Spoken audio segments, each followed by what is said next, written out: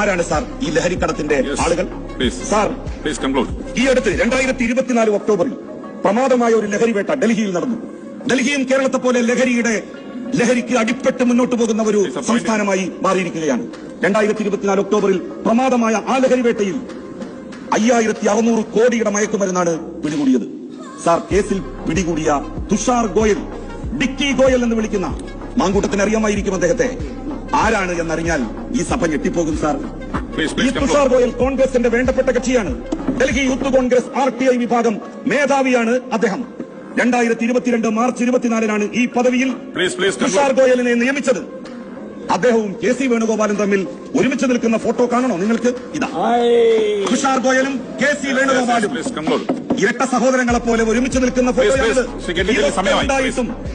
എന്നിട്ട് ഇവിടെ വന്ന് എന്തൊരു പ്രസംഗമാണ് നടത്തുന്നത്? സാർ, ഞാനൊരു കാര്യം ചോദിക്കട്ടെ. മദ്യഷോപ്പുകളുള്ള എത്ര ആളുകൾ ഇപ്പുറത്തിരിക്കുന്നുണ്ട്, അപ്പുറത്തിരിക്കുന്നുണ്ട്? മദ്യഷോപ്പുകളുള്ള ഒരു MP-യും CPIM-നോ ഇടതുപക്ഷ കക്ഷികൾക്കോ ഇല്ല. ബാർ ഹോട്ടലുകളുള്ള ഒരു MLA-യും ഇവിടെ ഇരിക്കുന്നില്ല, അവിടെ ഇരിക്കുന്നില്ല. നിങ്ങളുടെ MLA-മാർക്കിടയിൽ ബാർ ഹോട്ടലുകളില്ലാത്ത ആളുകളുണ്ട്. ബാർ ഹോട്ടലുകളില്ല ആർക്കുമെന്ന് ശഠിച്ചു പറയാൻ നിങ്ങൾക്ക് കഴിയുമോ? ഞങ്ങളുടെ MP-മാർക്കിടയിൽ ആർക്കും ബാർ ഹോട്ടലുകളില്ല എന്ന് ഇവിടെ ഈ സഭയിൽ പറയാൻ സാധിക്കുമോ? ബഹുമാനപ്പെട്ട മിസ്റ്റർ ഒപ്പോസിഷൻ ലീഡർ,